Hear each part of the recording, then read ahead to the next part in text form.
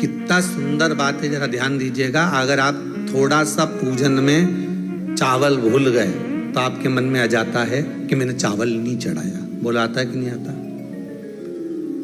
शास्त्र कहता है, अग्नि पुराण में स्पष्ट किया गया, कितना भी पूजन का सामान बाजार से लिया और कितनी भी अच्छी पूजन की थाली जमा लो, अच्छे से अच्छा विद्वान भी पूजन की संपूर्ण सामग्री पूजन की थाली में रख ले, विद्वान से विद्वान ब्राह्मण जन हो, चाहे पूजन करने वाला एक साधारण सा मानव क्यों ना हो, वो पूजन की थाली में संपूर्ण सामग्री जमा ले तो भी पूजन की सामग्री में पूजन करते समय कुछ ना कुछ रह ही जाता है, रह ही जाता है। अच्छे से अच्छा विद्वान भी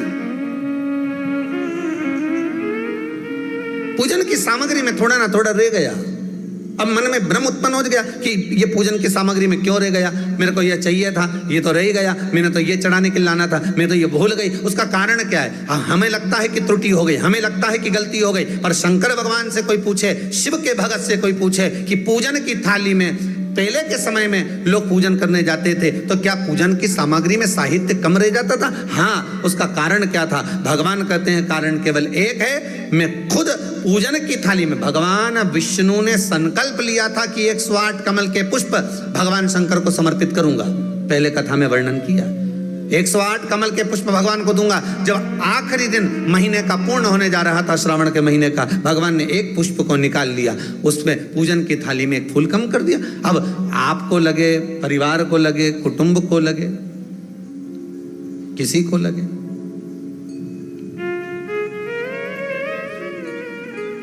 पूजा की थाली में पुष्प, पूजन की थाली में सामग्री अगर कम रह गई है तो आप ये विचार ना करें कि मुझसे गलती हो गई, मुझसे त्रुटि हो गई। भगवान रुष्ट हो जाएंगे। भगवान अपने भक्त से कभी रुष्ट नहीं होता साहब। ये दुनिया के लोग कहते हैं कि अगर पूजन नहीं करेंगे, हमने ये ऐसा नहीं करेंगे तो रुष्ट हो। नहीं नहीं नहीं, भगवान रुष्ट नहीं होता। भगवान कभी रुष्ट नहीं होता अपने भक्त से। पूजा की थाली में सामग्री नहीं है, उसका कारण क्या है?